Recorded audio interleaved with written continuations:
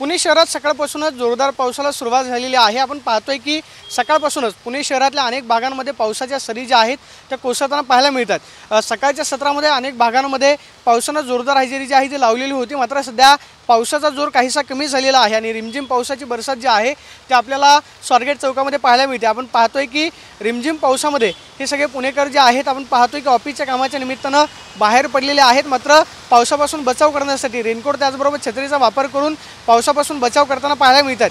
पुणे जिल्ह्याच्या ग्रामीण भागामध्ये सुद्धा पावसाचा जोर जो आहे तो गेल्या काही दिवसांपासून वाढलेला होता आणि त्याचा परिणाम म्हणून पुणे शहराला पाणीपुरवठा करणाऱ्या धरण साखळी क्षेत्रामध्ये पाणीसाठ्यामध्ये वाढ जी आहे ती सुरू झालेली पाहायला मिळाली। मात्र आपण पाहतोय की सकाळपासूनच पावसाची हजेरी जी आहे ती आपल्याला पाहायला मिळते। गेल्या आठवडाभरापासून पुणे शहरामध्ये पावसानं जोरदार हजेरी लावलेली होती, मात्र गेल्या 2 दिवसांपासून उघडीप मिळाल्यानंतर कालपासून पावसाला सुरुवात झालेली आहे।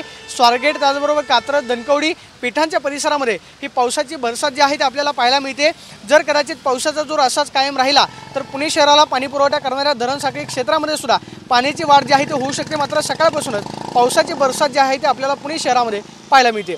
Camera person Vicky Sonavi, Pradeep Kapse, TV9 Marathi, Pune.